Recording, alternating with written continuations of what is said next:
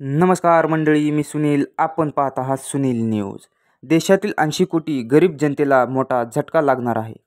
जर तुमच्याकडे कोणतेही रेशन कार्ड असेल तर हा व्हिडिओ पूर्ण बघा.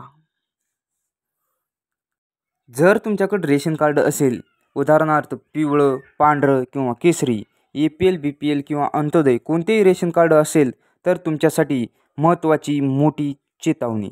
1 जुलै 2024 पासून रेशन कार्डच्या बाबतीत फार मोठे बदल झालेले आहेत. नवीन नियम असे आहेत की वेळीच काही गोष्टी नाही केल्या तर तुमचे रेशन कार्ड हे देखील बंद पडू शकते. मध्ये एक आहे, तुम्हाला राशन कार्डला आधार लिंक करायचे आहे. म्हणजेच तुम्हाला राशन कार्डला eKYC करायचे आहे. ती eKYC नाही केल्यास तुमचे राशन हे बंद पडू शकते आणि eKYC साठी मुदत आहे 30 जून 2024 लास्ट आहे. तर चला बघूया आपण eKYC ही करायची कुठे.